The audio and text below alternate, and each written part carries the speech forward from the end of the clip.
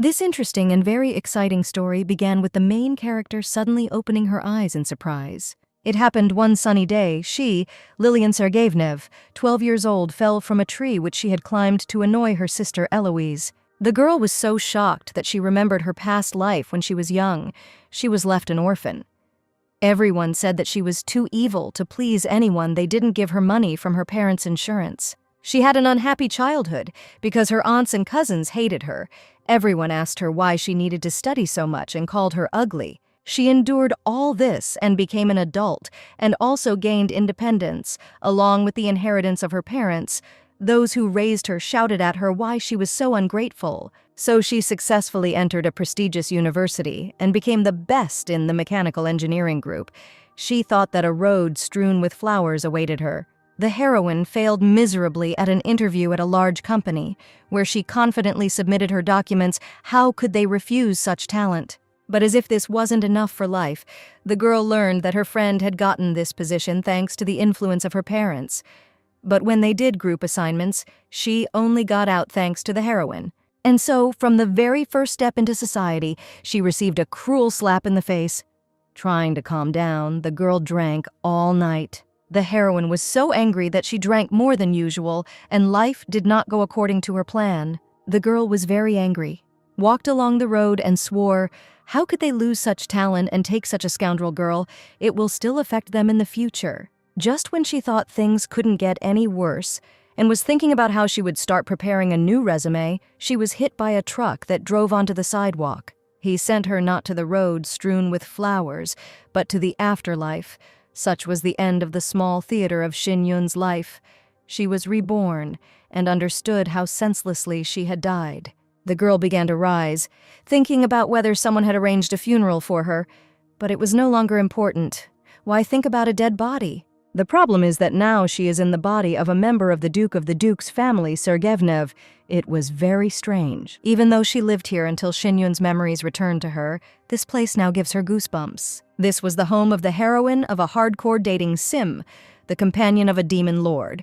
Hardcore dating sim is somewhat reminiscent of the taste of mint chocolate mixed with stewed kimchi. Well, the genre is the least of her problems compared to the trials that await her ahead, because in this game the heroine is none other than her half-sister, whom she cannot stand. At that very moment her sister ran up to her, shouting her name. It was a very beautiful girl with blue eyes and brown hair. She asked if everything was okay with her or if she was unwell again. Her name was Eloise. The main plot of this game is about the main character who escaped from the Imperial Palace. But no matter where she went, she still ended up in the Emperor's custody. This is a world of apocalypse with dragons, orcs, snow wolves, and other monsters. And the reason the game has a 19+ rating is not because of the romantic scenes between the characters, but because of the game's brutality. Lilian Sergeyevna was the half-sister of the tormented heroine, who met her end at the hands of the protagonist, and was the main villain. She was a genius magic engineer who tortured the heroine with the mechanisms she created herself, terrifying all the players. Couldn't she just stop torturing her sister? The answer is no. Unfortunately, Lilia is the only person in the world who can create magical power inside herself, like an enchanted stone. This means that every time she uses magic and her life is shortened, she is literally a time bomb. Sooner or later, the heroine will still die. She began to shed tears of regret for her life. Her sister bandaged her head while she was in her memories. Eloise was very glad that Lily finally woke up. Eliza still thought her sister was cute, even after she climbed a tree to throw water at her, but ended up falling down herself. Her sister was very afraid that something serious had happened to the heroine. She was very kind, even though she herself was sick. Lily could not believe that she hated her kind sister for this reason. Their father is monstrously strong, cold, looks very neat and handsome. His brothers are not far behind him. They are the same crazy idiots as he is. In this family, they have to enter into a mortal struggle for the place of the head, but her sister, being weak from birth, does not participate in the struggle.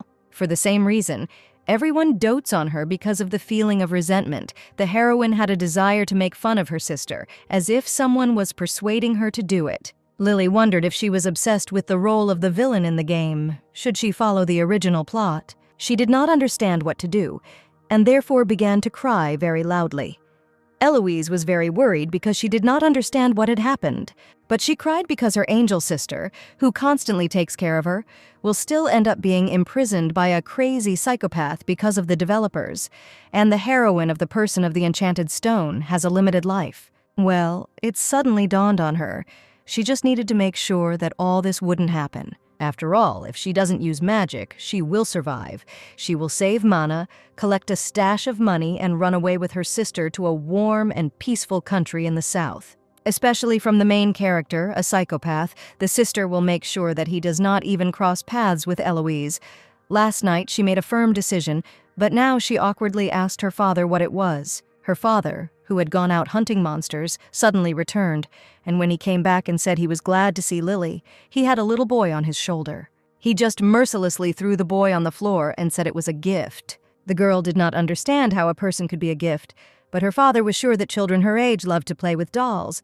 But the boy was not a doll. He told her to get rid of those mechanisms that common people play with. His gaze was very menacing. After these words, the girl felt goosebumps running through her body, and at that moment she became very scared. She didn't understand what was wrong with her mechanisms, because magical engineering is a goldmine in this world. Lily was forever alone in the estate. Magical engineering helped her survive in this lonely time. But if he doesn't like her playing with machines, wouldn't it be better to give her a magic doll, which many children of aristocrats have? She didn't understand. It was as if her father was giving her a teddy bear that he brought back from a business trip. He spoke about it so easily. In Lily's imagination, it looked as if her dad was very happy and really had a teddy bear, and these fantasies made her shudder. Lily kept her gaze on this child for a while. He interested her very much. Dazzling golden eyes and shiny black hair, it was a very rare hair color, and his beauty was obvious. He seemed very familiar to her.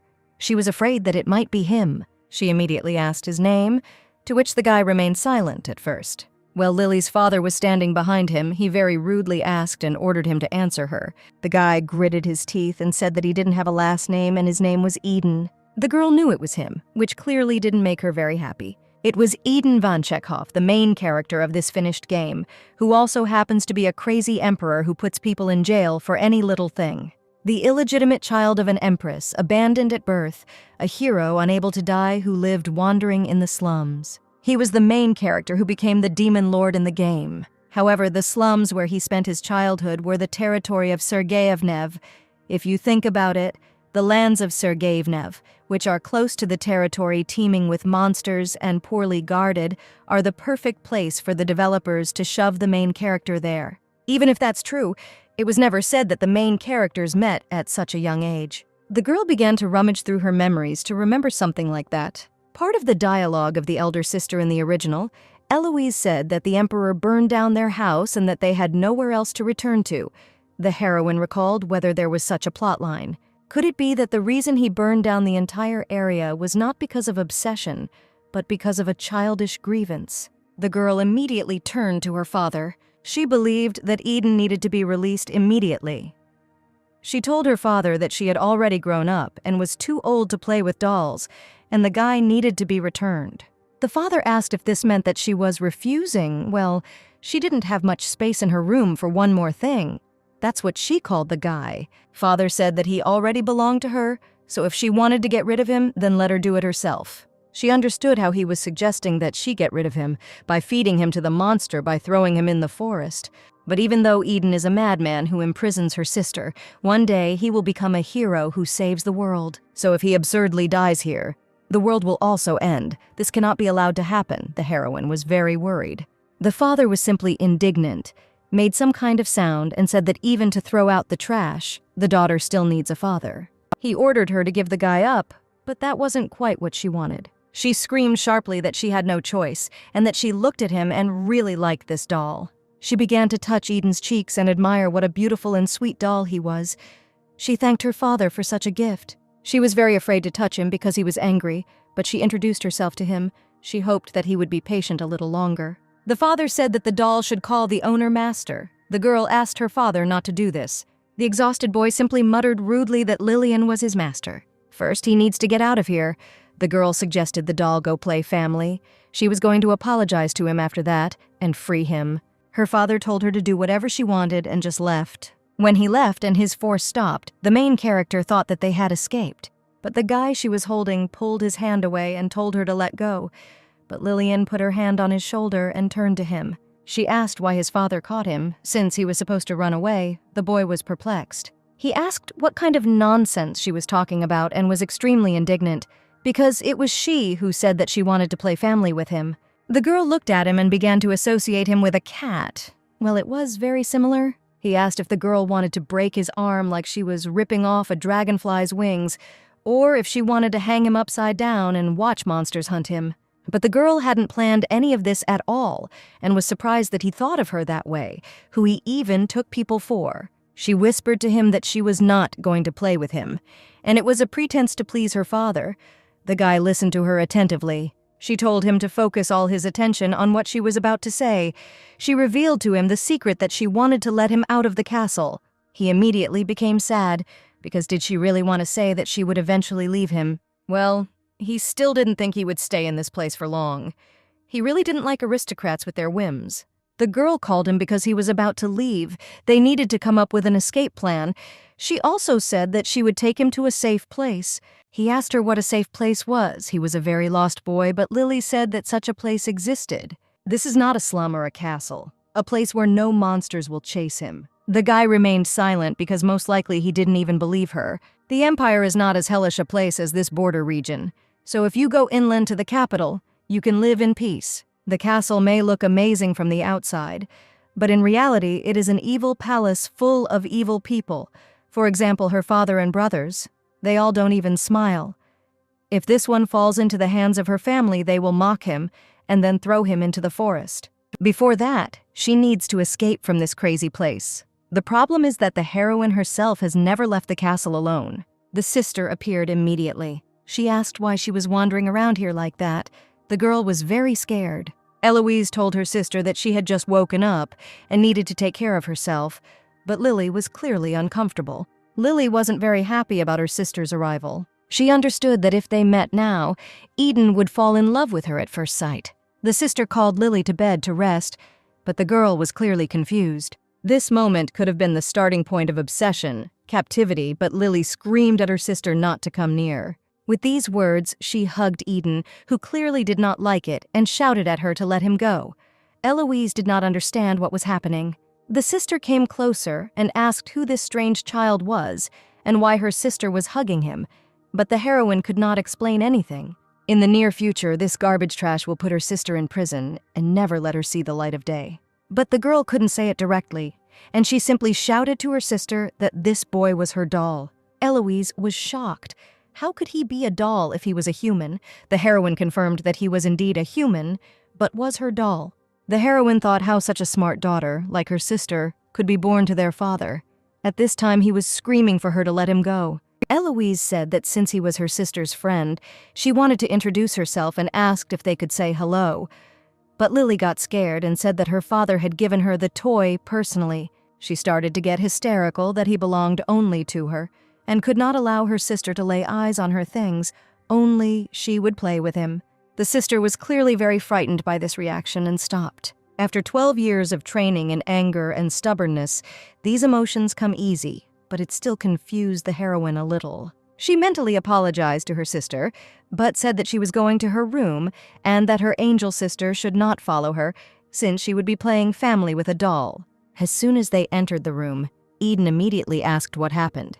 He was very angry. He started to remind her that Lily had said she wouldn't play with him, but was she really planning on dragging him around by the neck? The girl apologized and simply explained that this was how circumstances worked out. For the sake of his future and his sister's future, he had to do this. Well, the guy just told her not to touch him anymore. Until she finds a safe way for him to escape, let him not even think about leaving this room. The guy was clearly very upset by this and asked why. The heroine explained that if he got into the eyes of her brothers, it would be even worse. Suddenly, someone came through the door. Eden and Lilia reacted to this and were a little confused as to who had entered. She was the chief maid of the ducal house of the Sergeyevs. Her name was Olga. The girl was clearly not very happy about her arrival, and she said at the time that there was a commotion again because of her. The maid began to reproach her for secretly bringing men into her room, and that from the daughter of a criminal, this was entirely expected. But the heroine said that this was her friend, whom her father gave to her. But does the girl know how to make friends? She is one of those who can't wait to make fun of her only sister. So said the maid. Olga had always been like this, remembering her past life. She couldn't help but find it ridiculous. She was behaving childishly towards a little girl. She kept calling her the daughter of a criminal. It was very tiresome. But there is a reason why Olga, the head maid, looked down on her mother, who was once the mistress of the house. Her mother used to be part of the imperial palace. When she married, she brought her maids from the palace with her, including Olga, who is now the chief maid. Although the northern lands are harsh and unforgiving, the presence of loyal servants allowed the mother to settle in without any particular problems. But tragedy came when she was not expected by the deserted environment and a husband who did not care for her, which drove her mother crazy. After this, for reasons no one knows, she tried to harm the maid she brought with her, but she failed, and eventually, out of despair, she committed suicide.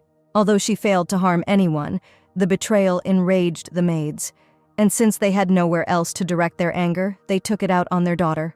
They said phrases like, "Again she eats like a little pig," compared her to her mother, wanted to punish her.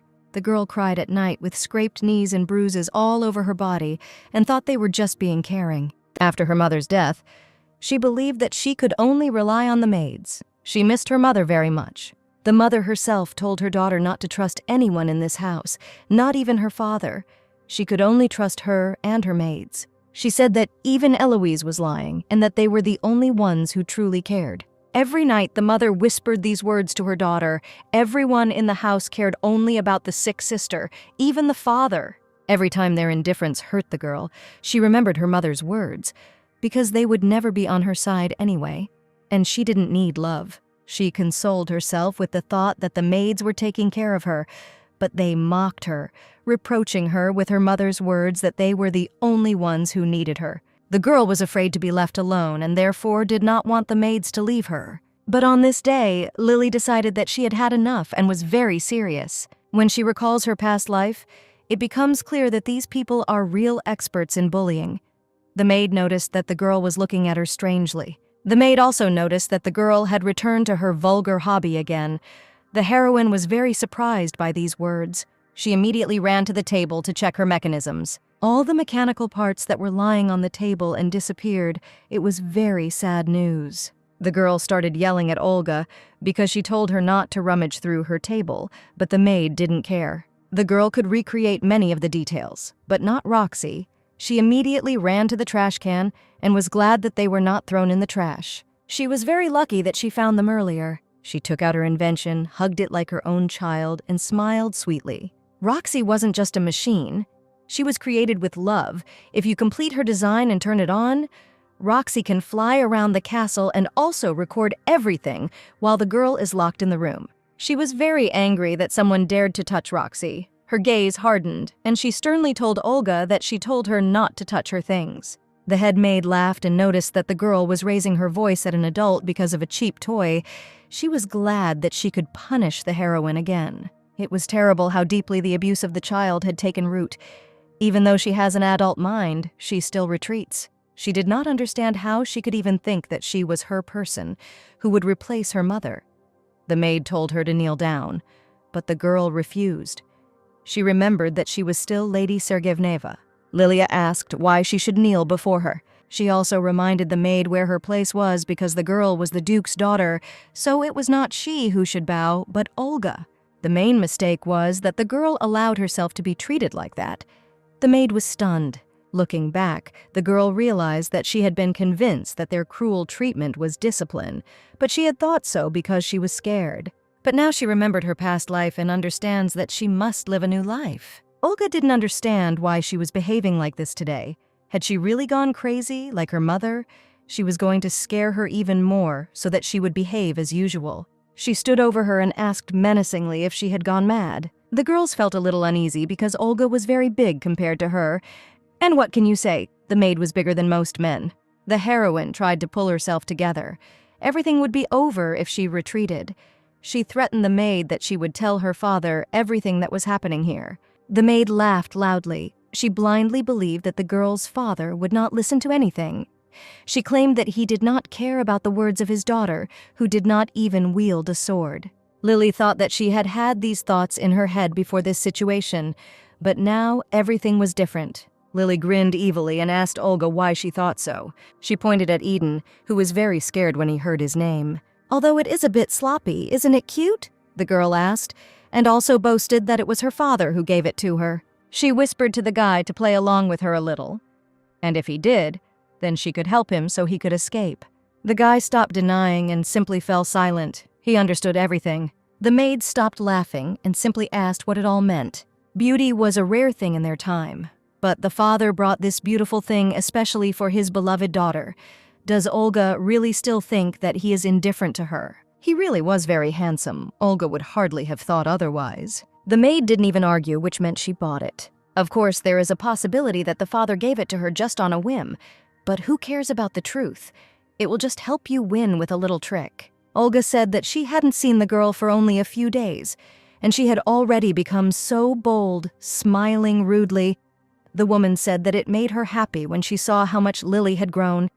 She was holding some kind of mechanism in her hand and suggested that the heroine no longer needed it. This was the most important part of Roxy, the heart outline.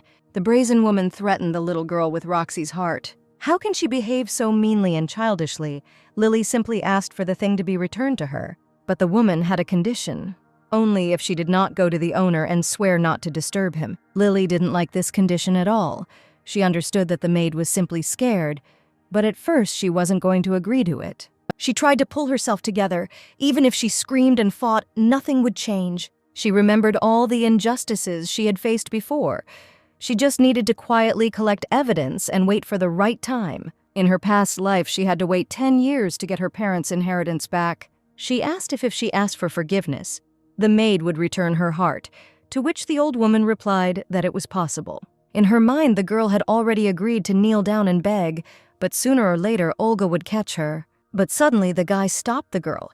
He didn't understand what she was doing. It really outraged him. He shouted right in her face. Did she have even a drop of pride? Weren't all aristocrats arrogant? Lily almost fell, but the guy asked if she was giving up without even entering the fight. He pointed to the maid and said that even though she was an adult, this woman did not have a weapon. He advised Lily to do at least something, but she did not understand what he was talking about at all. The guy told her to look carefully and started walking towards Olga. He kicked her very hard on the leg, showing her how to do it. The girl was shocked and tried to stop him. This one was very proud of himself and said that it was as easy as pie, but such suddenness stunned Lilia. Olga screamed in pain and fell to the floor. Eden continued to ask why the girl did not resist, but immediately got down on her knees. Was it really not scary at all to die? But no one died right there. What was he talking about? But if you think about it, in the lawless northern regions, kneeling is equivalent to death. If you admit defeat and kneel, you will be killed painlessly. That's why he was so upset when she said she would kneel. But what difference does it make to him, because her life is at stake? Olga got back on her feet. She got very angry and started threatening him. The heroine protected Eden with her body and told the woman not to touch him. Eden was very touched that the heroine did this. In the future, he will have a grudge against all Sergeyevnevs. He will burn all the lands to the ground and even destroy the wall. There is no point in provoking him. And she did not want to look pathetic in his eyes. His character was not sweet from the very beginning. The maid meanly said that she thought it didn't matter if something bad happened. She had Roxy's heart in her hands.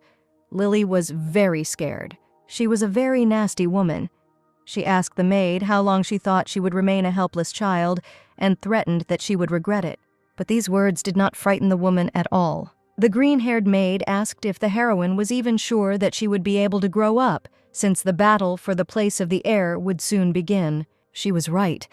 That was another reason why she needed to leave there. Sergeyevnev's swordsmanship becomes stronger when you absorb the power of those who inherit their bloodline. Upon reaching adulthood, all members of the family must enter the struggle for the place of the heir. Only one survivor is trained in the art of fencing Sergeyevnev. In their generation, it is likely that either her older brother Edward, a fencing genius who rivals their father, or her second brother Lawrence, who possesses impressive talent. One of them will become the winner and inherit Sergeyevnev's fencing skills. The losers will become fertilizer for the winner. Of course, there are exceptions to this bloodbath, Edward. Her older brother and Eloise, his twin sister. She has a weak body from birth and no talent. This ironically increases her chance of survival. Harming her sister will not bring any benefit. But the heroine is different from Eloise. She is only a mediocre person who will die as soon as the struggle for the inheritance begins. In the original, the girl survived because she learned that she was like a mana stone, but ultimately lost her mana and died because of this. The maid said that, judging by the silence, Lily understood her and told her to wait in the corner. She pushed her away with great force. She was going to teach Eden a lesson and called him scum. The heroine was afraid that she would provoke him now. She swung at him to show him what happens when you contradict an adult.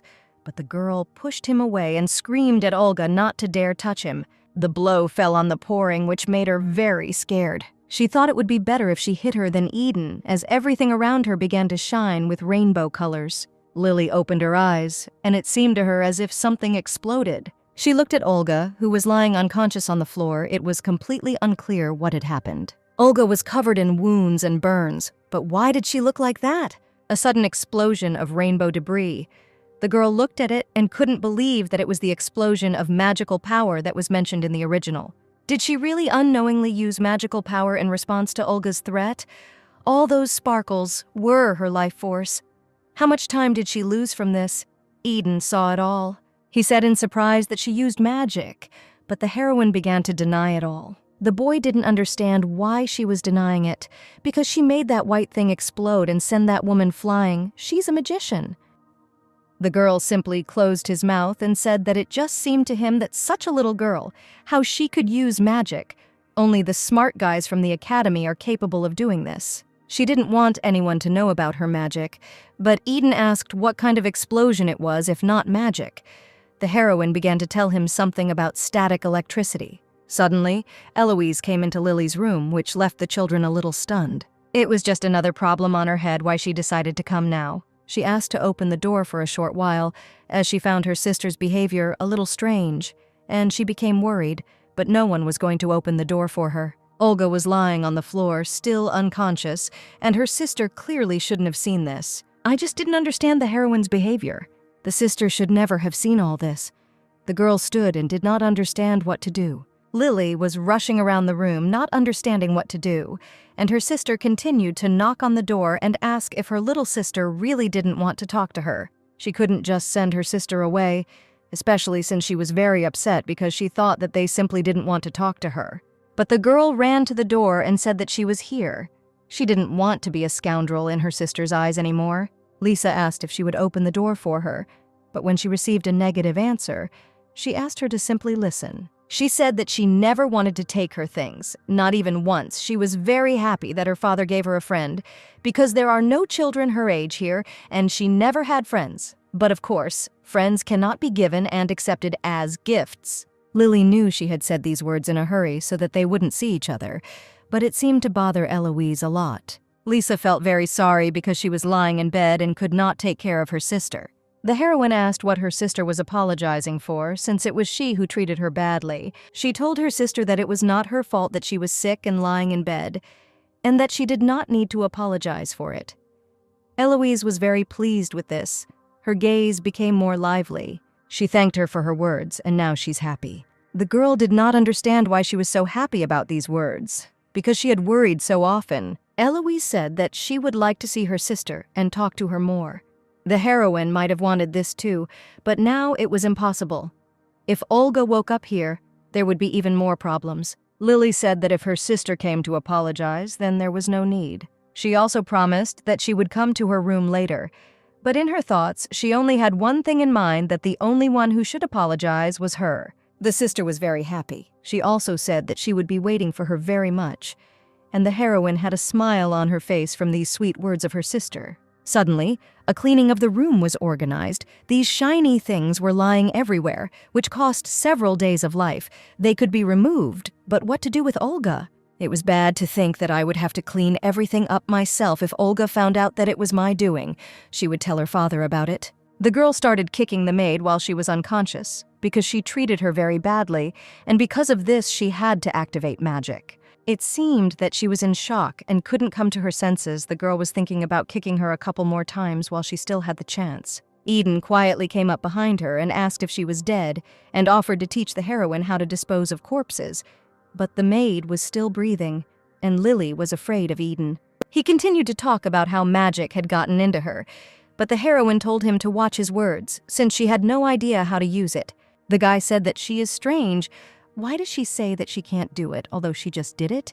Magic is a very rare ability. The problem is that this precious magic is sucking the life force out of the girl, but it will be difficult to understand her situation. She told him to listen carefully. This place is crazy. The head maid doesn't know her place. And he hasn't yet seen her brothers, who are even crazier. But what if in this crazy place they decide that she is a genius magician and send the girl to the academy, as the guy thinks? Will he be able to escape? So for his own sake, he must keep all this a secret, even if people like Olga make fun of him. No one will help him, the heroine threatened. Eden simply agreed to her terms and said that she was not a mage. At least he has a drop of common sense, which really calmed Lily down, since in the original he was shown as an unfeeling psychopath. Roxy's scheme was successfully taken out of Olga's hands, and the heroine thought that if she could deceive her, then everything would be fine. Suddenly, the girl realized something and came up with a good way. She took the hammer in her hands. Eden saw all this and did not understand what she was doing. The girl swung, saying that this was the best way out now. Suddenly, Olga woke up. She had a very bad headache, and Eden and Lily were lying in front of her, also unconscious. The maid tried to come to her senses and understand what had happened. The last thing she remembered was trying to hit the girl. What had she done? She wouldn't just let it go. She needed to report this to the owner immediately. But she was passing by the mirror and for some reason was very surprised. She looked at her head, where there was a lump without hair, and fell into despair. She stepped on some pieces of iron and got very angry, because she thought that it was because of this scrap metal that she was in this condition. She screamed that all this was because of this wretched toy, and began to trample everything that was under her feet. She didn't know what to do with all this. Lily just pretended that she was unconscious and was quietly glad that the maid had fallen for it, and couldn't even imagine that it was her doing. The girl told Eden to pretend he was unconscious. Although he didn't like it, he agreed. Olga began to leave, grumbling under her breath that she should have gotten rid of this trouble earlier. The girl scattered these details to pretend that it was because of them. They were also valuable. But fortunately, Roxy's heart was safe. The heroine and the guy were lying on the floor after Olga left. Eden asked if everything was over. The day went well. The next morning, the girl yawned after sleeping. She thought about how hard yesterday had been, and she needed to come up with a plan to free Eden as soon as possible. Yesterday had been very difficult, but she couldn't avoid her sister anymore. She was thinking about whether Eden would survive if he was released outside the castle. The sounds of training could be heard around. This made the heroine very angry. It bothered her, even though the hunting festival was coming soon. But wasn't it too much to train so early? The annual hunting festival is a big event where knights from all over the world participate. People from different places gather there. Before, the heroine got there using a gate, not a carriage. She was wondering what would happen if she used the gate to help one escape, when suddenly her brother Lawrence asked what she was doing. Wasn't it breakfast time? He was just about to look for her. Everything turned out better than expected, the guy said. He looked menacingly at his sister and asked if she wanted to harm Eloise. The heroine turned her head away and said that she didn't mean to. Lawrence reminded her how she climbed a tree to mock her sister, but she fell from there and couldn't mock her. In the end, no one was scolded because Lily fell herself. In the past, the girl would have forgotten that she was about to pour cold water on her sister and would have started throwing plates, asking why her brother wasn't worried about her. But not now. Lawrence said that he had made it clear to her last time that if she tried to hurt her sister again, he would not let it go unpunished. This time, she would not get away with it. Lily said she admitted she acted like trash and said she apologized to her sister yesterday. The guy didn't believe her and asked what she was up to, since she was pretending to apologize. This really angered the heroine. Why can't she just accept another person's apology? Suddenly, a servant came in and said that the Duke, that is their father, had returned. They were very surprised by this because only one day had passed since he went hunting for the dead dragon. They couldn't say anything about the fact that he killed a dead dragon in just one day. The same emotionless, fearless man cut down the dead dragon with his sword. He told his servants that he had separated the wings and tail and ordered technicians to be called in to deal with the rest. Lawrence said that it was expected of his father that he dealt with a dead dragon in just one day. Lily thought it was simply amazing. They say that every part of the dragon monster, from the wings to the tendons, is worth a fortune. The girl couldn't even imagine how much it cost in its entirety. She started drooling at the thought, and her brother told her about it. It is said that the dragon's heart has explosive power. If Roxy could use the dragon's heart as a source of power, it would be just awesome. The girl really wanted this heart, and at that time her father looked out the window where they were standing. Lily noticed this and didn't understand what was going on. The sister hid behind her brother, saying that the sun had simply shone into her eye. But she was certain that she had just met her father's gaze. But maybe it just seemed unclear. The heroine sat and ate. And in her thoughts, she had mistakenly thought that her father and Edward, obsessed with battles, would rush in a hurry to the next battlefield. Well, unexpectedly, a family dinner happened. The girl sat at the table and tried to understand what her father was thinking. But suddenly he began to speak. There was a reason why he called everyone. He wanted to evaluate the results of the children's training. Lily was shocked by this. She was not prepared at all. And why did it happen so suddenly?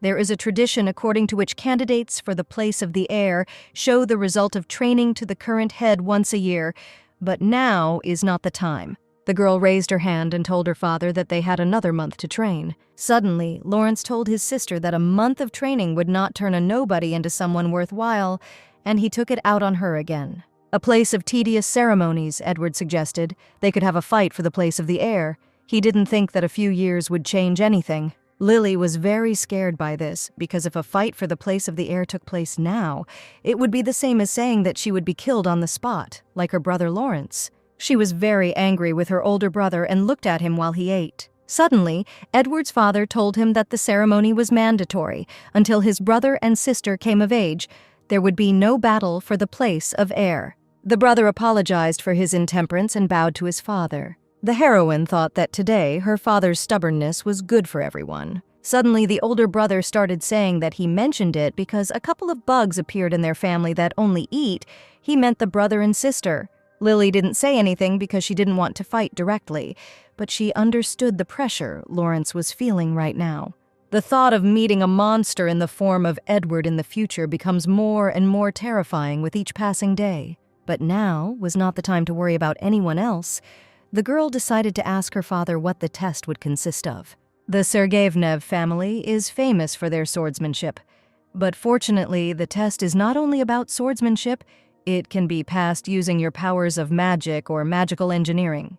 This was very good for Lily, because she does not know how to wield a sword at all, and she cannot use magic. Roxy was still not ready.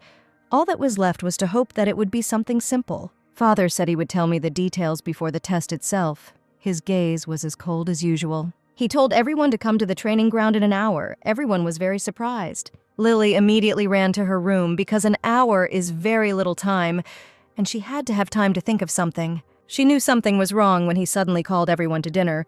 She planned to at least improve Roxy a little during this time. And all this happened after Olga broke her latest version. She began to sort through all the parts in the hope of finding something. But Eden was calling her. The girl didn't react to him in any way. She was too busy improving Roxy. Eden got tired of calling her unsuccessfully.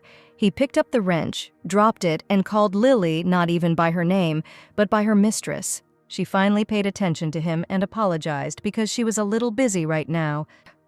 Eden was not in the mood, because he had been calling her for a very long time, and he did not care whether she was busy or not. As soon as the heroine saw him, she thought that after bathing, he really looked like the main character. But suddenly it dawned on her. He called her mistress, but she didn't really like it, and she asked him not to call her that because it was strange. But it didn't matter now. Eden didn't like the feeling that he was being treated as a doll that could be kept around at all times. Lily just asked him, puzzled, what he was talking about. But she promised that she would let him go, and she left him alone all day. He again looked like a cat who was angry. She laughed because she realized that he called her mistress out of concern while playing a game. She didn't think about it. But Eden's personality is like a kitten with disheveled fur. She thinks about it. The developers really went overboard. They gave the hero such a terrifying trait as a psychopath. It wasn't even a character trait. It was a curse that prevents him from experiencing emotions from birth. Seeing him so emotional, it seemed like the curse hadn't started working yet. The boy was yelling at her that she was hiding in her thoughts again. But his curse was not the most important thing now. She told him to calm down because it was not so easy to get him out of here. This place is so dangerous that even carriages rarely go here. If she told someone to come here, they would charge 10 times the amount. The guy was very upset, and it was obvious. But Lily did not leave him in that state and consoled him, because she has a plan and now she is doing everything for him. So he needs to be patient a little longer. "Well?" the guy sadly asked. "If you are so difficult, why would she even go so far for him?" But it wasn't free. When he grew up, he would have to repay her. The guy looked at her in surprise. He did not understand the words about him being able to grow up. She said that she could predict fate and that he was destined for success. So later, he would simply repay her, and necessarily in cash, the girl went on to improve her invention. Eden stood there confused with nothing more to say. He began to burden himself with questions about whether he could really grow up. But in the end, he simply came to the conclusion that Lily was a liar. He sat on the floor while the girl improved her invention and thought that in the end, she was the same as the other nobles. But suddenly he heard someone talking about some kind of battle. The maids were walking down the corridor and talking about Lillian. They were wondering whether the heroine would take part in the battle. But if she doesn't participate, then the leader will immediately get rid of her. They remembered last year, and how she tore her hair and cried because she couldn't even catch a weak monster. They even said that she might very well die this time, which scared Eden. At the central training ground, Sergeyevnev, everyone was already assembled. Head butler Jarito said that this test that the master is conducting will not be easy. There was a stone there with a very beautiful sword stuck into it, and it would be the test. Everyone was very serious. But what he was going to test with this sword was on Lily's mind. This sword is meant for hunting monsters and was found on Earth where a dragon was killed. The owner specially brought it here along with the stone for today's test. The elder brother asked if they just needed to pull out the sword and if there was any way to do it, but they couldn't just break the stone. They had to pull it out by pure force. For the elder brother, it was a piece of cake, but for the younger brother and sister, pulling out the sword with sheer force seemed like a very big challenge. Well, then my father came and said to try to do it since Edward was so brave. No one even noticed when he managed to come. But the father said let him try, but only if he could do it. He was clearly pleased that he would now see the results of his children. The test was incredibly stupid for Lily. She tried to prepare as best as possible. But as it turned out, only pure brute force was needed. So all her preparation went down the drain. Lawrence told his father that he would go first, but he looked scared. Lawrence is certainly strong, but he is only 13 years old. No one knew if Lawrence could do it, but he tried very hard to pull out the sword. When she first tried to pull out the sword, the stone began to crack and the sword moved slightly. Lily noticed this and was shocked. At this rate, Lawrence will win this year, she thought. But her older brother looked at the picture without surprise. Lawrence tried to pull out the sword again, but he was unsuccessful. He fell to his knees in front of the sword, apparently having spent all the strength he had. It seems that this was too much for the younger brother. The father saw all this and ordered to stop. The brother was sure that he could do it, but his father told him not to waste his energy on a hopeless task. Next came the older brother, Edward. He approached the stone with a sword and said that it was pathetic for a simple stone. As soon as the sister saw that he was leaving, she decided that this was her chance and began to take something out of her bag. She called Edward and called him brother. In her past life, she realized that connections are much more important than talent and handed her brother a handkerchief. She said it would be terrible if his hand slipped and he got hurt, but she also began to flatter him that he was strong and that this would most likely not happen to him. But the brother reacted very rudely and called it a senseless prank and also pushed his sister on the arm. She didn't expect to succeed the first time. She simply picked up the handkerchief from the floor. Little brother Lawrence was upset when he saw this. She had never called him brother before. Lily didn't understand this reaction. Was he jealous? Most likely not. The servant said that it was time to continue the test. Everyone looked at Edward and wondered if he would be able to pull out the sword. He began to pull out the sword with one hand. Huge cracks appeared on the stone. Lawrence and Lillian looked at this with surprise and fear. The difference is only 1 year, but the gap in strength between Edward and Lawrence is simply enormous. He continued in the same spirit and coped with this task. He raised his sword above his head with pride. Everyone shouted and rejoiced for him. But the brother himself was not very happy because he had to use both hands for such nonsense. The father congratulated him and told him to give up the sword. Lily thought that since Edward had managed to get the sword, she probably wouldn't need to participate. The father abruptly thrust the sword back into the stone. The heroine did not even have time to think whether she should feel relief or fear. The stone crashed back into the stone. Lawrence and Lily were shocked to see how their father could put the sword back in. The father simply calmly said that it was now Lillian's turn, but she was scared. Everyone looked at her while the heroine just stood there and couldn't believe that it was her turn. But she couldn't even get close to Edward or Lawrence. She would lose again this year. The heroine stood with these thoughts. Her father knew she wasn't even going to try and said that she was a disappointment. As always, the test was already over. But Lily came to this stone at night and looked at it with the thought that even if she trained her strength, she still would not be able to pull it out. She thought she was hopeless when it came to fencing. How could they take it out and then put it back in? Were they monsters? But suddenly it dawned on her why she was thinking about using only brute force against him, when she could pull him out with her strength. Since it came to this, maybe just try, she took Roxy and thought that from the very beginning, the power was not physical but magical engineering. If the laws of physics here are the same as on Earth, she can use distance as a source of power. She was sure it would work. She gave 2 commands to not let go of the sword's hilt even if it broke, and the second to maintain the length until Lily stopped her. She would be able to pull the sword out using Roxy as a lever. She ordered Roxy to fly to her. She really was a huge lever. Roxy struggled mightily to complete this task. Suddenly, the sword flew out along with a piece of stone, which meant that everything worked. The girl was very happy that the laws of physics here were the same as on Earth, and she finally succeeded. She ordered Roxy to return to her original form. But suddenly, someone grabbed the sword. Lillian looked and her eyes widened in surprise. It was Edward, her older brother. Lily didn't understand why Edward was here. He asked what that horrible thing was, pointing at Roxy, and kicked her hard. Lilia screamed at her brother because of what he did. He pointed the knife at her throat and asked since when some creature had been parasitizing Lillian's body. This, to put it mildly, frightened the heroine. She asked what he was talking about, but she had something else in mind. He couldn't know who she was, but he found it strange how she called him the last time. No doubt the girl was scared because of the test. And in the end, she was captured by the spirit of some monster. He was addressing her. But Lily didn't understand why he suddenly started talking about the spirit of the monster. Did he really think that Lillian, that is she, was absorbed by the spirit of the monster? Although she is not the monster Edward speaks of, it is no wonder that he thought so. Who could ever imagine that she would change, since she would remember her past life in just 1 day, with only a slight change in her behavior? He immediately suspected that someone had possessed her. Not only is he monstrously strong, but he is also frighteningly insightful.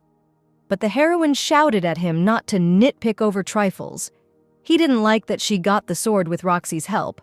But what the brother asked was that this ugly thing is Roxy. He said that it was not important for him to communicate with the monster, but even if you tried to explain the laws of physics to him, he still would not understand. But he swung his sword at the heroine, and she closed her eyes, thinking that she was about to die. But suddenly Eden appeared and kicked Edward on the hand that held the sword. He flew to the side, and his brother did not understand what happened. Lily hid behind the guy who was shouting at her to come to her senses. But what was he doing here? She asked him not to leave the room. "It doesn't matter now," the guy said, "because she just stood there like a pillar. Well, she's not as strong as her brother Edward, who in turn began to come to his senses." He asked who the hell this kid was, at which point the heroine remembered that Edward was still here. Eden got angry at being called a jerk and started getting mad at Lily's brother. The boy said that he could easily deal with someone like him, while Lily shouted at him what he was doing. But suddenly Eden felt ill and Lily became worried. The brother told the heroine that she was using different methods, but the girl protected Eden so that her brother would not touch him. At this time, someone was talking in Eden's head about whether he wanted to risk his life for the sake of an aristocratic girl, because she wouldn't even bat an eyelash if he died instead of her. But the guy tried to calm this voice in his head. The argument continued in Eden's head for a long time. The first color the boy remembered was red, and the sounds he first heard were the screams of people being devoured by monsters. He had no memory at all of how he survived in such an environment. He ate monsters. People around him were scared of him because of his behavior. After he ate a monster out of hunger, all the people started throwing stones at him and calling him a cursed child. There were days when he was chased not by monsters, but by people. Everywhere he felt like he was in hell. But what was much more terrible than monsters or people was the whisper that followed him everywhere. For someone like him, thoughts about the future were an unaffordable luxury. But suddenly he remembered the words of Lillian, who told him that he would repay her when he grew up, and that a great future awaited him, and how she would help him escape from the castle. The voice in his head was telling him that there was no such place, and that he believed some nonsense that was being told to him. Eden tried to calm the voice.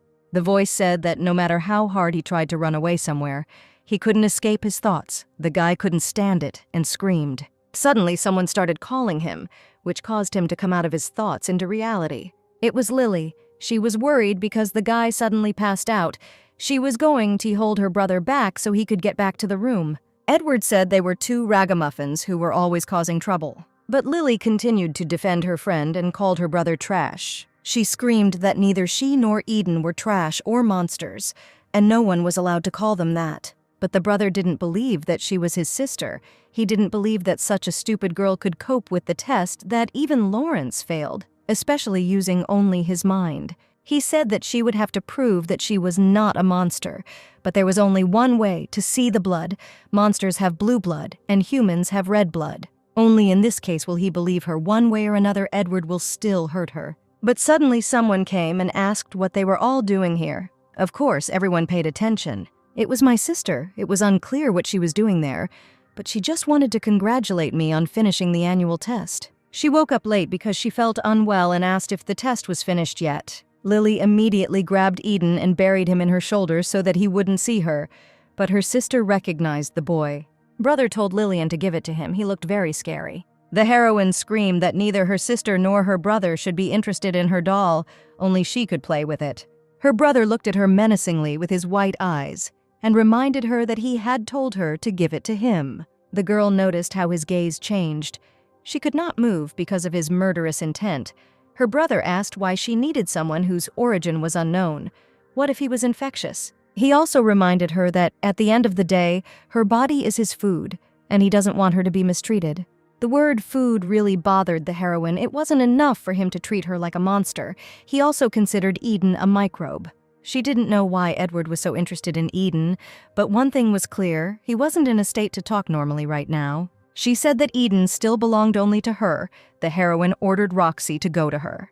The bird flew straight towards her brother's back along with the stone. She refused to take his bad behavior lightly when Edward kicked Roxy, sending her flying and getting stuck in a rock. But she did not cancel the order not to let go, even if the mechanism breaks, and now the brother Stone and she are standing in a straight line. The brother turned back because he noticed something was wrong.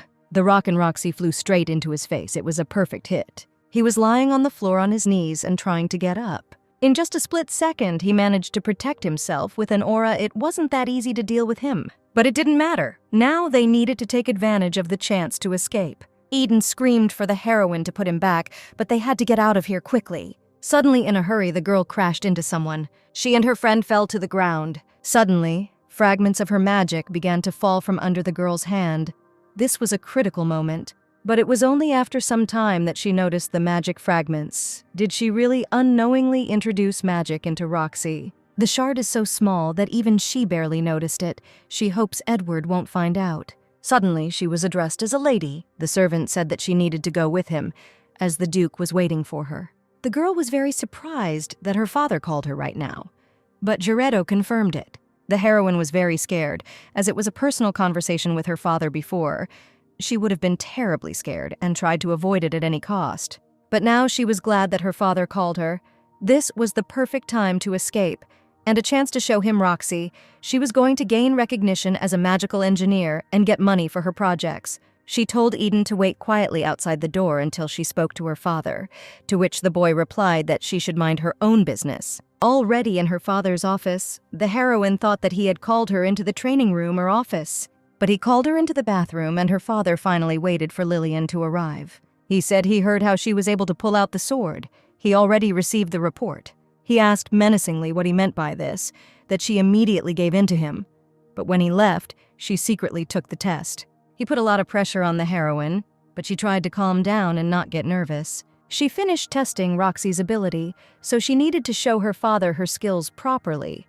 She said that she thought she could pull out the sword in her own way, but she didn't know what kind of power exactly she needed to use in the test, so she quietly passed it herself. She showed her invention to her father and said that she was able to pass the test thanks to Roxy's help. This is her first magical engineering project. Father was, to put it mildly, surprised because it was very stupid. At first glance, this may seem like a lie, but it is possible if you use the laws of nature, the heroine explained. At her command, Roxy can expand and contract if you read the ratio between the distance from the fulcrum to the point of application of force and the distance from the point of impact and the fulcrum. But she stopped in her explanation. The father and the servant did not understand anything, and she decided not to explain anything anymore. She became excited again and started talking about something that no one asked about. But that's not the point. What's important is that having pulled the sword out of the stone with Roxy's help, it was just the beginning. She will become the best in magical engineering.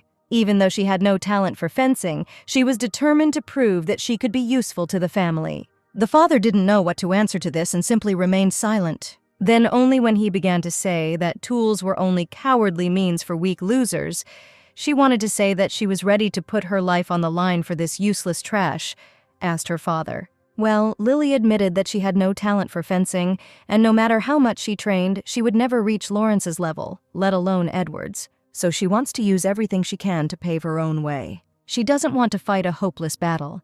Even if she is despised as a loser, it is better than a meaningless death. Father simply said that she was as pathetic as ever. It seemed too much to expect understanding and support from her father. He became the head of Sergevnev, and from birth he possessed a monstrous talent for fencing. All his life he single-handedly defended the empire only with the help of this power. But the girl tried not to get too upset and still turned to her father. Times are changing, and someday the wind of change will blow in magical engineering. And when it comes, those who cannot accept the tools will become losers. The girl was sure of it. Although it was not done officially, her father will consider that she passed the test and, according to the rules, will receive a reward. The Duke suggested that Jareth give his daughter 100 gold coins, and she was delighted that she had succeeded and would be able to continue her research. Her eyes sparkled with happiness, as if she remembered something else. She reminded her father of the dead dragon and asked if she could have his heart. This greatly surprised the servant, but the father did not even bat an eyelid. The heroine stopped abruptly, because she thought that she had asked for too much, and hoped that he would not take away the 100 gold pieces that he was going to give her. The heart of a dead dragon, an incredible source of energy, Father just smiled. He ordered the servant to give the heart to this young lady. The servant tried to stop him. The heroine was very happy. She, embarrassed, thanked her father very much for such a gift. To which he replied that he was embarrassed by the gratitude, but now they would see everything. A reward that she couldn't handle would be a punishment for her. So before he gave it to her, he wanted to check if she was worthy of it. But this seemed to be another test, which surprised the lady. The servant opened the box containing the dead heart, which was black as death. As soon as the girl looked at him, she immediately got lost in her thoughts. A memory immediately came to her mind of someone yelling at her, criticizing her for scratching her cousin's face.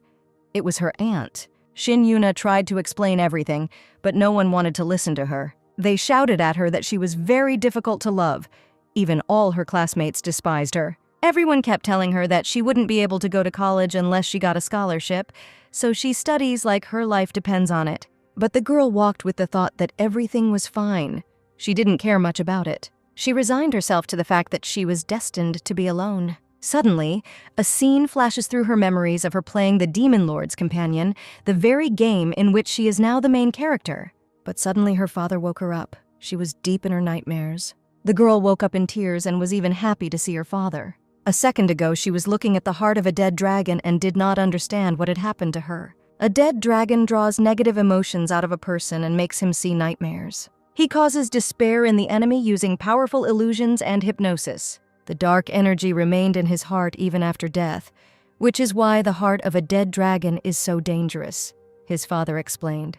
He said that it seemed like it was too much for his daughter and he refused to give her the heart. So that's why she saw those tormenting nightmares from her past life. It was an illusion created by the dark energy of the dead dragon's heart. Well, I got up and dusted myself off, and I couldn't allow myself to give up because of some nightmares. She told her father that she was perfectly fine. She asked him once again to give her his heart as he had promised. The Duke said that she wanted something that she couldn't even handle. It was very reckless. He also understood that Lily herself knew this very well. But she said she could handle it and took responsibility for all the risks. The father said nothing when his daughter snatched the box containing the dead heart. The next time they met, the heroine promised to do everything so that he would not consider it a waste of time. She was going to go quickly before her father said anything. She told him to look forward to this moment. The girl slipped out the door, leaving the servant and her father in silence. Giretto asked what they should do. Maybe introduce someone to look after the lady, but the Duke said that it was not worth it. If she made a decision, then he is also responsible for the result. The servant said that he understood and also reminded about the conflict between Edward and Lily. He recalled Eden, who suddenly stood in front of the lady to protect her. The Duke said it seemed like an attachment had formed between them. He was going to die soon anyway. That's why he took him with him. Some guys were discussing that Lillian had passed the test and that she had received an award, and they also saw her enter the room with a fancy box in her hands. Some guy suggested that the others take some gold from her, since she never gave them any tips, and everyone supported him. They clearly didn't like the heroine and considered her stupid since, in their opinion, she wouldn't even notice the loss. And in place of the gold, they wanted to leave her a dead rat. They thought this was a very funny act. Everyone laughed. This all happened at night when Lily was already asleep. The guys broke into her room and saw the box, saying that at first glance it looked expensive. The guy who came up with the idea started opening the box. But instead of gold, the heart of a dead dragon was waiting for them there, and as soon as he saw it, he immediately felt ill. He asked for help. His name was Mason. But suddenly, Eden appeared and grabbed the already suffering guy by the throat. Everyone knew Eden as Lillian's doll. They yelled at him to let their friend go. He, of course, let it go, but simply by throwing it at the other guys. He also didn't hesitate and hit the other guy. All this noise naturally woke Lily up.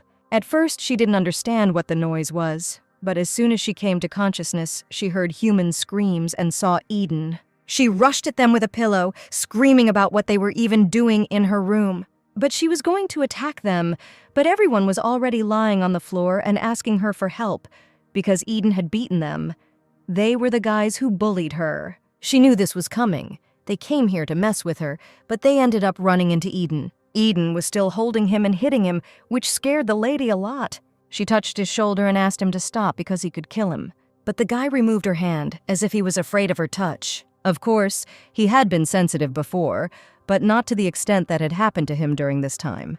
As if he was afraid of other people's touches, the guy looked very distant. Lillian asked him to take off his shirt, which made the guy's eyes widen, and he could only squeeze out a question, why? The girl started to force him to take off his shirt. While the guy resisted, she was just going to take a look. Lily rushed at the guy, thereby catching him. She unbuttoned his shirt even though he didn't want it. She saw what she expected.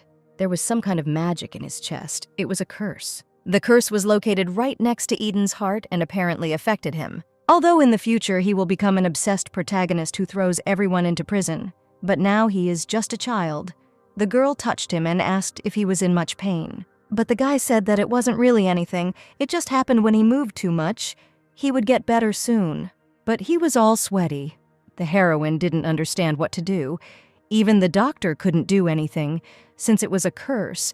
But she couldn't just leave him in that state. Then suddenly it dawned on her. Eden Van Chekhov, born October 24th, 2063, died March 3rd, 2074.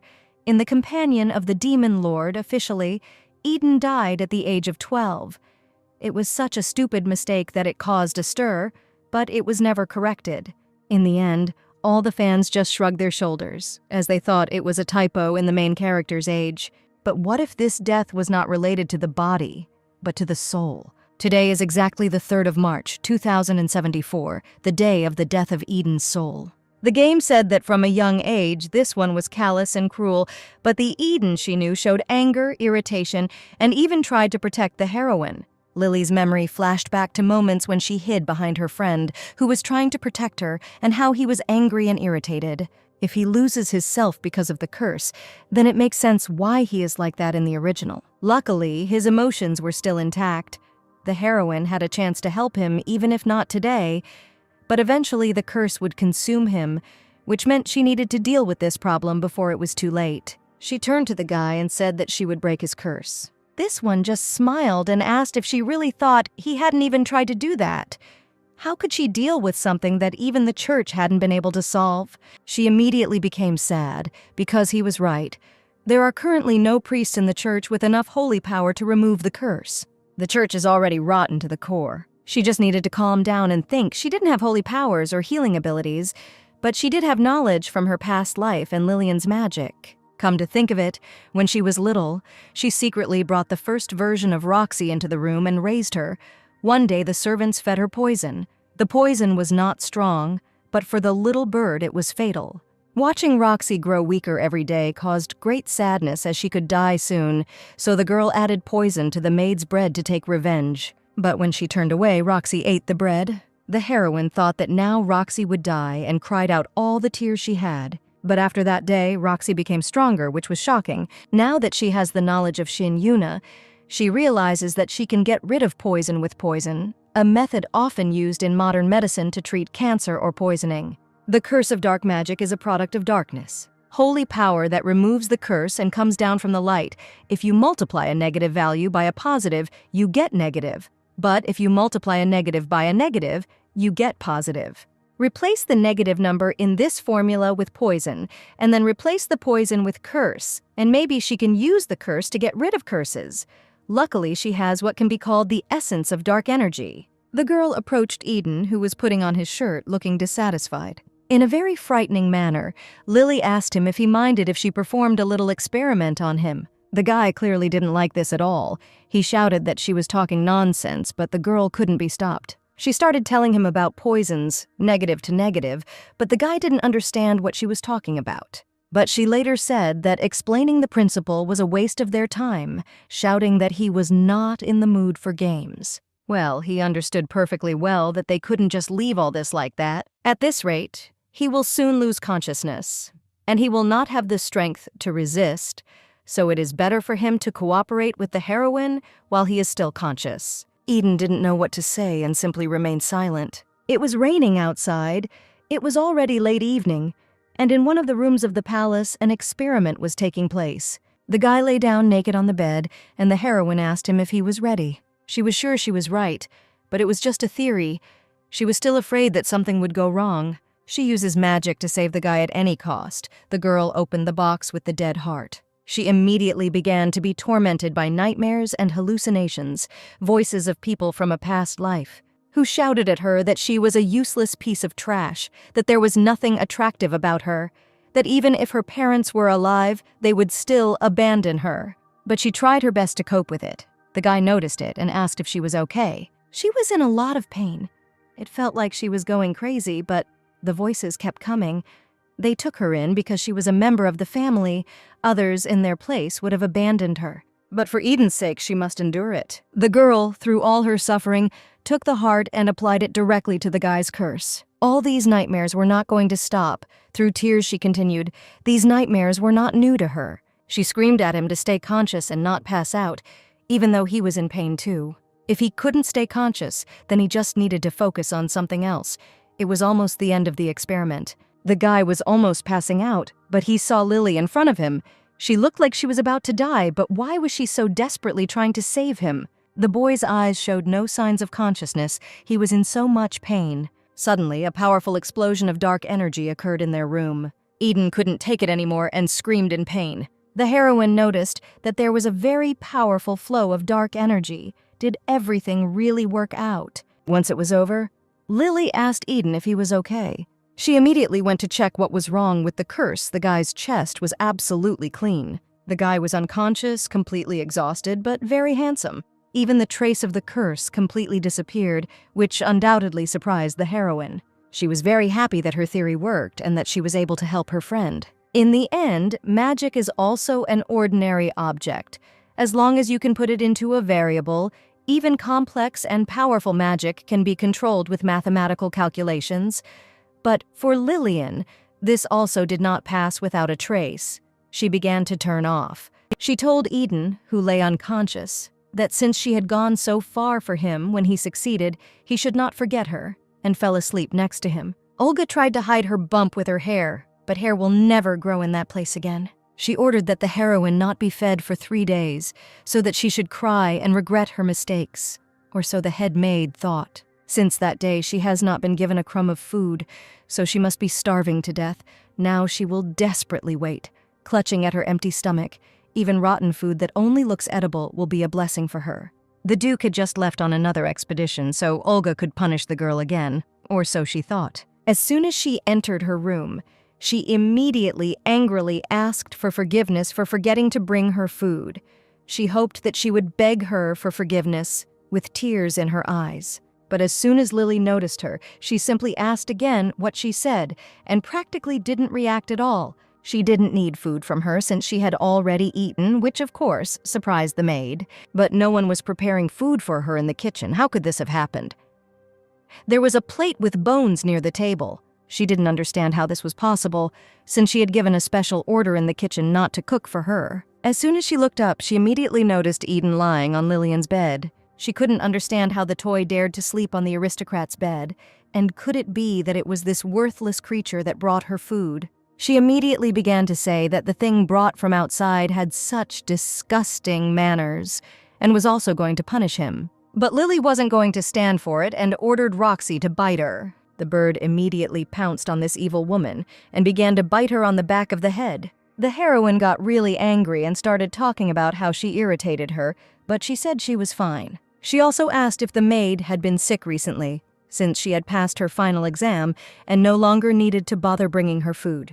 Olga screamed that she understood everything and asked to take Roxy away from her because she did not leave her alone. Lily continued that from now on her hobby, which she considered trash, would be fully supported by her father, and she was currently working on showing him something. So why doesn't Olga stop resisting and leave? The girl didn't sleep all night, and now she's in a bad mood.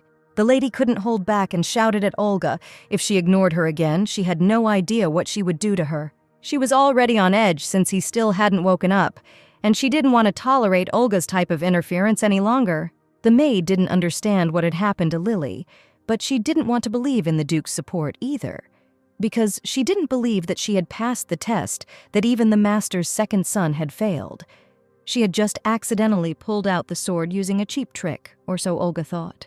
Lillian started teasing her and saying the same thing she had just told her. With such thoughts, she probably thought that the lady would beg the maid for forgiveness and ask for scraps. She also asked if the maid had just shown disrespect to her father, the Duke. Since Olga doesn't believe her, she will show Olga the reward she received for passing the test. The girl went for the box and brought it back.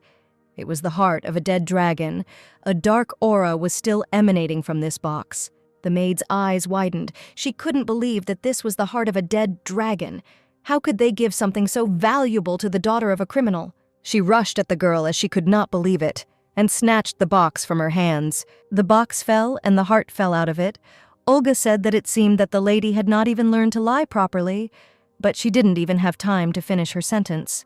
The hypnosis of the dead dragon's heart immediately began to affect her, and she began to hallucinate. She was in a lot of pain, just like everyone else. She felt like she was going to go crazy, but she could not bear such suffering and fell unconscious. She switched off in literally a second. People who like to make fun of others and end up with the weakest nerves. Lily began to pick up Roxy in the heart. She thought it would be useless since she used it to remove Eden's curse, but luckily it repairs itself. She also looked at Olga and thought that it was time to remove the annoying trash. She screamed at the top of her lungs for Olga to go to hell. The girl continued to do her own thing and at the same time called someone for help. But usually if there is noise from her room, then only after some time does someone come to her. Well, suddenly, someone knocked on her door and asked what happened. The girl immediately got up and ran to open it. It was a maid who had apparently only recently been hired, and as soon as she saw the head maid, she was very scared. Lilia remembered her, but she had never seen her in Olga's group before. She asked her name. The maid's name was Sasha. She admitted that I had only recently been accepted. She had not yet been drawn into Olga's group. She doesn't seem to have gotten into the family atmosphere or how Lily is treated. Her face looks gentle and her personality seems a little timid. It was just perfect for the heroine. It seems that the head maid's health has deteriorated recently. She fainted, the new maid's girl said. Lillian showed the maid the food that the head maid had brought her. It was even impossible to eat, and began to lie about Olga's poor health. Sasha didn't know that the head maid's condition was so bad, but to be honest, it caused so many problems. She was the only one in the entire estate who looked after the poor girl. The lady decided to win someone over and put some jewelry into the maid's hand. She invited Sasha to become her personal maid. The girl was very excited about this. It was a great honor for her. But for this, she needs the permission of the head butler. The lady interrupted her. Everyone must have heard that she passed the test and received a reward from her father. She is the daughter of this house, which is trusted by her father, so if she wants this, she does not need the butler's permission. She did not stop talking and said that she was now counting on the maid. After the heroine's explanation, everything seemed quite logical. The maid even thought that she was much better than the rumors said, so Sasha simply agreed. She looked rather surprised in Lily's opinion, but that was a good thing. She certainly won't regret choosing her side. The girl asked to call someone to help Olga and then bring fresh food, and also explained to everyone that Olga felt bad. She also hoped that Sasha had a big mouth and rumors would spread quickly. Only thanks to the test, the girl was able to change her personal maid so easily. All the maids in this house are afraid of Olga, so everyone avoids communicating with the girl. If she wants to survive in this ruthless house, she needs a strength that no one can underestimate. After that day, the lady devoted herself to creating new inventions, and Sasha was there to prepare for the presentation of the new invention. When her father returned, the girl pointed to something to the maid and told her to take it. It is a machine that uses centrifugal force to rotate objects, but for a girl it was useless. But if I put the laundry to wash and add soapy water, it will be useful. When the maid left with this miracle machine, all the maids were perplexed. They discouraged Sasha from using this invention because they thought that Lily just wanted to make her life difficult. They claimed that everyone knew that Lily was doing useless things and that the maid had actually grabbed the rotten rope. But sometime later they looked at the things washed by this machine and were shocked. They would wring for ages until their hands fell off. They did not believe that the lady really did it. Sasha said that this device uses a small mana stone. As long as the mana stone is in order, it will work. All the maids were happy. They asked Sasha if they could use it, and she said they probably could. They also decided to try another invention that the heroine gave them. She called it a pressure water pump and told me to put the dishes inside. After a while, all the maids were shocked that all the dirt had been completely washed off the dishes. They began to ask Sasha if the mistress had any other devices that she needed to get rid of. But now she was focused on new research, so if she threw out anything else, Sasha would definitely bring it. All the so-called failures of the lady slowly began to gain notoriety in the estate, especially among the maids. Lily saw all this through the window and was very happy that her invention was appreciated. But while she was looking out the window, she heard some rustling on the bed. Finally, a week after the curse was lifted, Eden woke up. She was very glad that he finally opened his eyes. He had no idea how long he had been unconscious. She checked every hour if he was breathing. The guy still didn't understand what was happening. He brought his hand to the girl's face and remembered how she cried that day. She didn't understand why he was talking about it so suddenly. It was a few days ago, and it was just a physiological reaction because she was in a lot of pain. Humans evolved to cry when they were sad and ask for help. At that moment, it just hurt.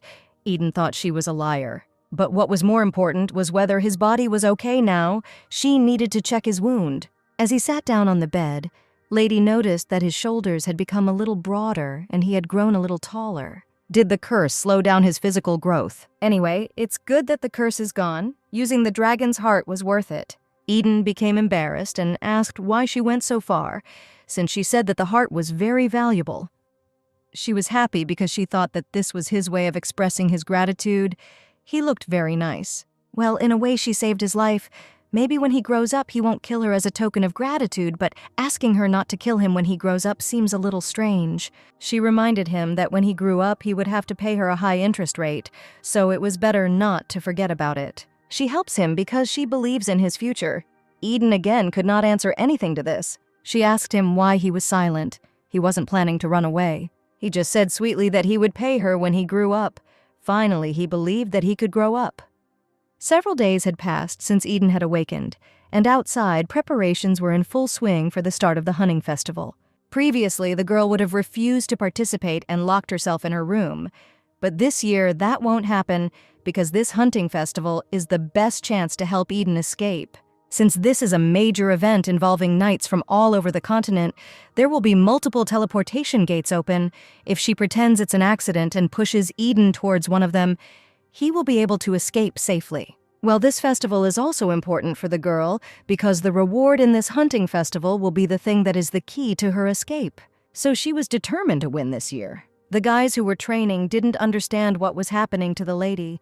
Usually, she would make a couple of swings and then give up, saying that it was too difficult. Rumor has it that she passed the final exam, which means she is currently practicing for the hunting festival. They also heard that she used a mechanism to pass the exam. Edward is not participating this year, so maybe that's why Lillian decided to participate, just to take advantage of the chance. It was hard for her to exert herself physically for so long after using her head for so long, but she still seemed to be warming up enough. She turned to the two guys, which made them a little scared and embarrassed. She asked them if they had already formed teams to participate in the hunting festival. They gave a positive answer, as they had already finished organizing among them. Lily asked if she could join them. One of them asked if she was really going to participate. It was too shocking for everyone. Suddenly, Lawrence came and reminded her that because of the accident that happened at the hunting festival 2 years ago, she was banned from participating for 5 years.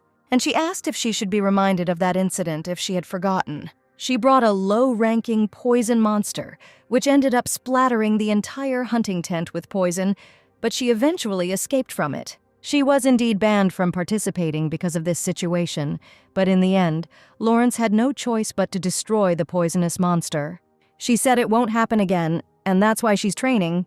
She'll handle the ban personally, so there's no need to worry about her. She takes this competition seriously, so her brother should be careful. Lawrence has never defeated Edward in a hunting competition, but every year he has shown excellent leadership and sword skills, and has achieved good results, so he is a serious opponent.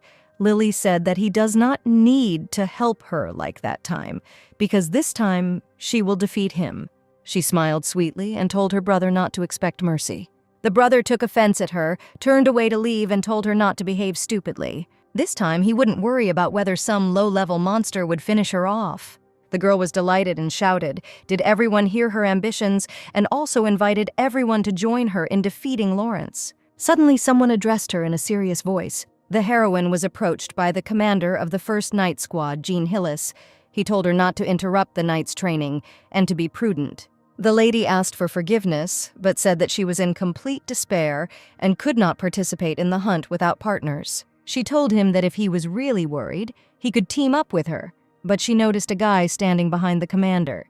It was Ravi Hillis. He is the younger brother of Commander Jean Hillis, a knight who died protecting the main character until the very end during the main character's first kidnapping. With his strong loyalty and excellent abilities, he will become a valuable ally. She approached Ravi Hillis, but he did not understand how the girl knew his name. She in turn invited him to team up with her. The elder brother did not want his younger brother to be involved in the hunt. He was extremely unhappy.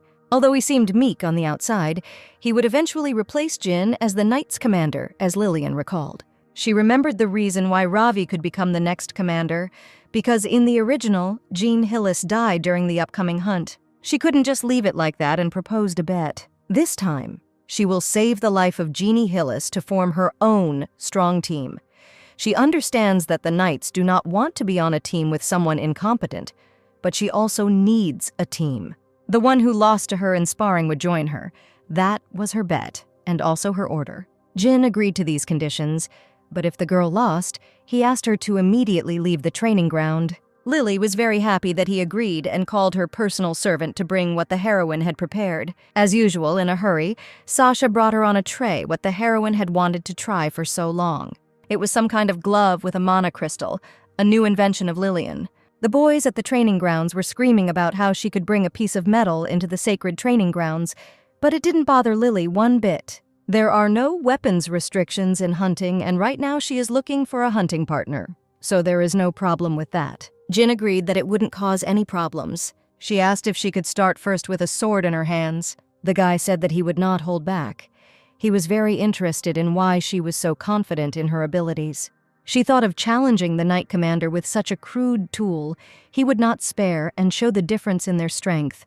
Then the lady would no longer dare to appear on the hunt or training ground again. So he was going to protect her, when suddenly the battle began. He really attacks with the desire to fight, but in reality the girl should be grateful to him for this. The glove began to glow with a bright blue light, and at this time Jin did not understand how she blocked his blow so calmly. His eyes clearly showed concern.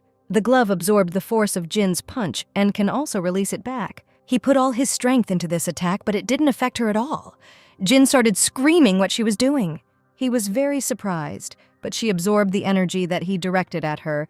Mentally, the girl thanked him for this power. This will allow her to strike back with incredible force. After she struck back, there was a huge explosion that sent them flying in different directions. Jin didn't understand how an explosion could happen while they were fighting with swords. Everyone who watched this incredible spectacle was also surprised and began to worry about the captain since he took the brunt of all the damage. Once things calmed down, Lily asked if he had actually tried to knock her out with just one blow. The explosion that just happened was the compressed energy from Jin's attack.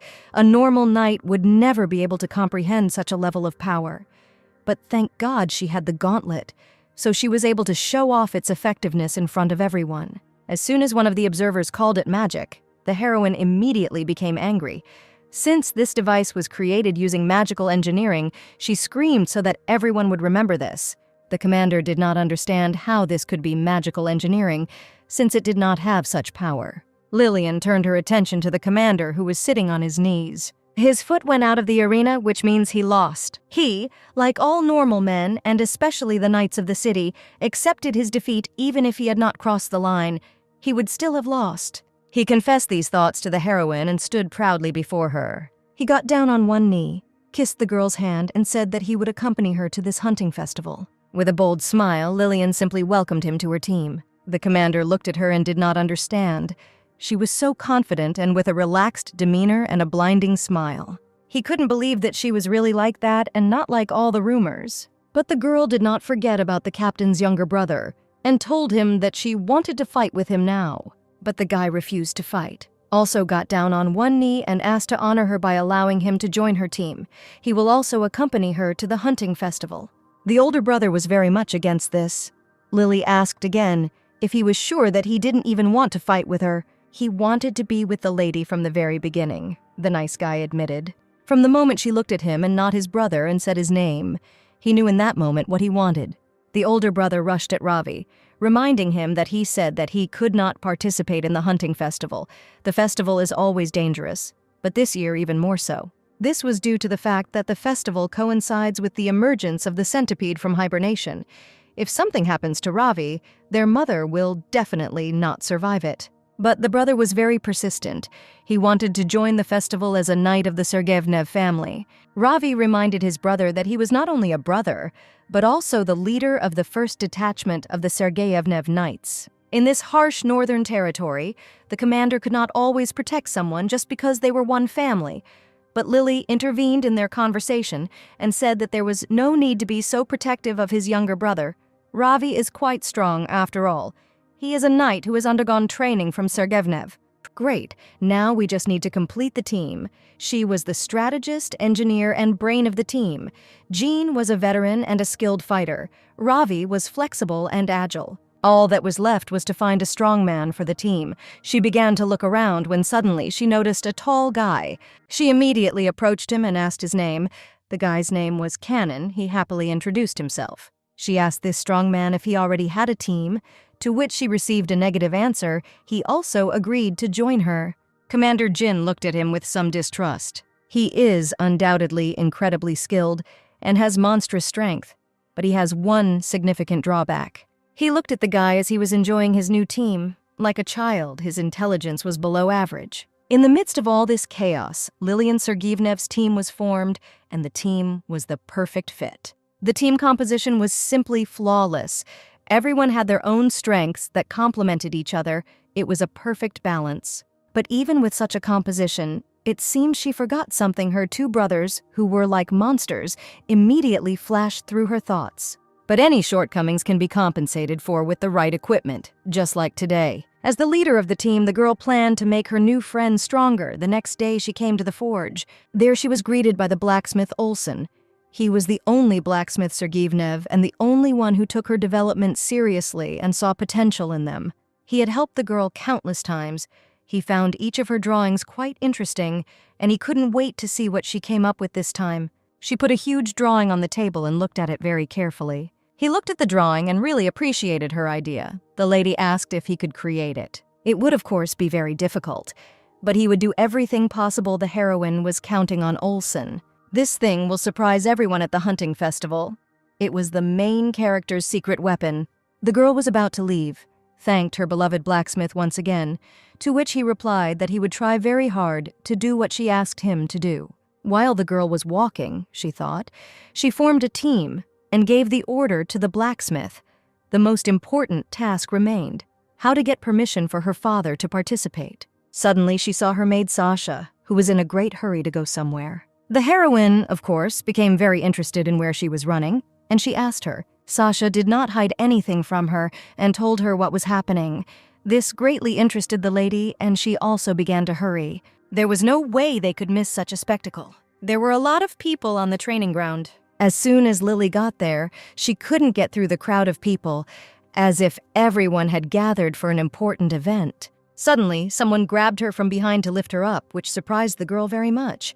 It was Cannon. He said he was tall enough and could make the lady taller than she was. This really confused the girl, and she tried to stop him, but the guy continued to lift her up anyway. He abruptly sat her on his shoulders, and she could see everything. Now she saw Lawrence and Edward fighting. "Thank you very much, Cannon." She didn't know why her brothers were fighting, but her new friend told her that the eldest master had just returned from the battlefield. As soon as he met the second master on the training ground, they started fighting. There was no reason. Lilian watched this with caution. She knew that Edward would win, but there was one problem. Lawrence looked very exhausted during this battle. He had a lot of cuts on his face. The problem was that it looked more like a regular beating than a fight. Edward, of course, defeated his younger brother and began to mock him, saying that he always gets so excited so quickly, but every time it is very boring. The younger brother was very angry with him and with his weakness, even though he was in a lot of pain. He put in a lot of effort. Can he surpass his brother even for a moment? This really irritated and enraged him. Everyone started to worry about the young master and ran to him. Some guys tried to persuade him to take him to the infirmary, but Lawrence rudely told them to leave, because it was not over yet. He coughed very badly as he tried to call Edward. Lily saw how her little brother wanted to continue fighting in such a state. What was wrong with his head? Even if Brother Lawrence was picky and hated her for whatever reason, there was no way the girl could stand aside. She ran up to him, took his hand, and screamed at him to stop being stubborn and just give in. If he strained himself, given his injured muscles, it could get even worse. It would be sad if her main rival at the hunting festival suffered such a defeat. Lawrence couldn't understand how his sister could say such a thing after she had seen what a rival he was now to her. But Lily simply said that all the Sergeyevnevs are quite strong. It's just a small fuss because of the injury. He'll recover anyway. But her brother wasn't talking about the injury. The sister began to support him that her opinion had not changed. And if we take into account the general abilities, then the main rival in the hunt is Lawrence, her second brother, and not the first. Hunting is not a one-on-one sword fight, so there will be problems if her opponent disappears on his own, the lady said. Or maybe he wants her to take care of him personally, Lilian asked, and her brother was very surprised by this. She knew little about medicine, but if he really wanted it, she could take care of him. While my brother was thinking that he might not be able to use the injured side for the rest of his life, and it was very dangerous. But he still yelled at his sister to take her hands off him. Lilian began to joke that the expert's hands would be much better. She asked Cannon to take care of Lawrence. He didn't understand why he would take care of her and looked at the big guy with fear. Cannon picked up his girlfriend's brother on his shoulders and said that he would take care of the master's second son. With his right arm and left ankle injured and his ribs bruised, this psychopath beat up his younger brother thoroughly. At least it's broken properly, so it will heal well. The girl sat and thought next to her sick brother. Even though he hated her very much, what did he like so much about being dragged to the doctor? She just couldn't leave him like that, knowing how he clings to hope. She remembered her past life. That's how they treated her. She just couldn't walk away and pretend she didn't notice anything. When Lawrence suddenly spoke, he reminded her about participating in the hunting festival and asked if she was serious about what she said. The girl generally thought that he was passed out, but he came to his senses. She asked him what he thought was the reason for her going through all the training with Jin. The brother smiled and remembered how his younger sister never thought about anything, neither about the hunting festival nor about training. But all this was because no matter how hard she tried, she could not catch up with her brothers. This made her very angry and upset, so she did not want to see swords or anything related to the tournament at all. Suddenly, my brother said that he thought Lily was smarter.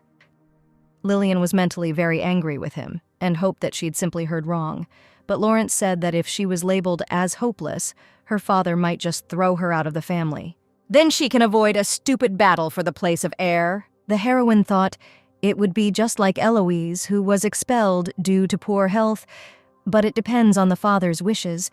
Relying on such an unreliable method, risking your life is stupid. My brother said that even if he trains to the point of exhaustion, thinking that anything could happen, the stronger he gets, the more he realizes that it is useless. No matter how hard he fights, he can only be a source of quality energy for that guy. He wondered if his body had weakened so much that his spirit had weakened too. Lily knew that what was happening was making him nervous. Lawrence had told her to leave. Suddenly, it dawned on the heroine that now was the time for the hunting festival and her plan. Perhaps she could persuade Lawrence to join her. She asked him if he wanted to become stronger, and as soon as her brother heard this, he immediately thought about it and was surprised. This would certainly be a good opportunity for Lawrence. She offered him a deal. Lily began to say that she didn't care about the methods and techniques, and that she just wanted to become stronger. The brother was a little scared by her expression and what she was saying and asked again. She offered him a deal. This deal would be a win-win for both of them. Lawrence thought she was talking nonsense, but she reminded him of the rumors that had been circulating around the estate lately, that her research had been successful. He heard that she defeated the genie with the help of a strange glove. But what kind of victory was this using some tricks? The heroine was a little offended by this, and she said that since he didn't trust her, he should just pretend that he hadn't heard anything. But she was sure that Lawrence, whom she knew, loved to compete and would not reject her offer, when suddenly the guy stopped her. He told her to finish what she started. He got caught. The girl sat down next to his bed again and joyfully began to tell her story. With the help of magic, she can help her brother, who so desperately hopes. Lawrence suddenly shouted and asked if she wanted to get rid of her scrap metal. But the only thing Lily wanted to ask was if he was okay. The brother was so surprised by this question that his eyes narrowed. Even the hard-working Lawrence could not overcome his fatal flaw. His right eye has been almost blind since birth. To overcome this, he orders assistants to help him practice dodging by throwing the ball only to the right side. He also sparred with knights one-on-one every day. Well, in the end, he couldn't even raise his sword against his older brother. Perhaps this proves that a person can't do anything about his innate weakness. Lily sweetly said that she would cure his right eye. But Lawrence pretended to be stupid and asked what was wrong with his right eye. Did he really think that the heroine didn't know this? They were in the same family after all. It was very pleasant for her brother to hear her call them one family. With the magical device the girl was making now, his eyes would be the same as everyone else's. Lawrence didn't understand how she would correct his vision with her device. It's a win-win deal. If he doesn't like it, he can just throw the device away. The brother was not stupid and asked what benefit his sister would get from this. Lily smiled and said that of course there must be some benefit to her. There was something she wanted to know. When the girl left the room, she saw Cannon. She asked if he was waiting for her. The guy was about to take the princess to the room, to which she began to say that she was fine and could go back herself. But Cannon learned that knights had no right to let a lady walk alone, and he had no doubts. As soon as they entered the room, Cannon noticed that the strange bird and the guy were fighting. People did not understand what was happening. It was Eden who was fighting Roxy. Roxy splashed water on Eden, who waved her away to get her to stop. Lily stood in front of them and asked what they were doing. By this time, Eden was already all wet. Roxy said she was following the command to water the flowers, but Lillian asked her to take care of Eden, to bring water, not to water him. He was so angry that he clenched his fist, but suddenly Cannon intervened in the conversation. He explained that the strange bird was the princess's invention, and Eden should not touch it. Eden asked who he was. He was the princess's subordinate. Suddenly, Cannon remembered Eden. He had heard a lot of rumors about them, that he was the princess's playmate. But as soon as Lily heard this, she was upset, because she tried her best to hide him. She asked rudely how it could have happened that rumors had started. Suddenly, everyone started saying strange phrases. Wow, what a cutie! Roxy also said that the eyelashes looked like they were painted on, and how a sleeping person could look like a picture. These voices sounded very familiar. Could Roxy really be reproducing the conversations that were taking place in this room? The maids came at night and admired Eden, but Sasha came in and asked everyone what they were doing there. The maids touched and examined Eden while he slept, and they were very surprised by his appearance. Once Lily realized what was happening, she was shocked. These girls are really crazy. Even though he was freed from the curse, he was not originally white and fluffy. What if something happens? She ordered to call Sasha immediately. As soon as the maid arrived, the heroine asked to convey to all the workers the words that she was about to say. If they looked at him even once more, the girl would gouge out their eyes. Sasha got scared and said that she would tell them everything. The heroine also turned to Cannon so that he would remember that she hates it when someone is interested in what belongs to her. Cannon will now not even smile at him. Lillian said that if others saw what belonged to her, she would simply gouge out their eyes, and everyone would understand this explanation much better. Suddenly, Cannon said that excessive obsession can lead to the loss of something valuable. The heroine was very surprised by such words from him. Only at such moments can he speak normally. Well, he bowed sharply and said that he would remember her words. As soon as he left, Lily wondered whether he was still a fool or not. The tired girl sat down on a chair and began to blame everything on Eden's beauty. Well, the guy heard this and asked if she really thought he was handsome. A handsome guy who doesn't get it. A typical trait for a protagonist, Lily thought. The heroine asked if Roxy did anything else to him besides pouring water on him. The guy boasted that after that very day he did not feel any pain at all. Well, it looks like that was the case. The heroine confirmed several times that the curse was completely lifted. Eden was very embarrassed and said that he should thank the lady. He very timidly said thank you to her. He was also the first person in Lillian's entire life who ever said thank you to her, and she also noticed that he was embarrassed. At first, he felt no emotions at all and knew only anger and grief. He looked like a wild cat, waving his paws in all directions. And now Eden looks more like a cat that you can even brush. It was very cute. Lily was even somewhat proud of him.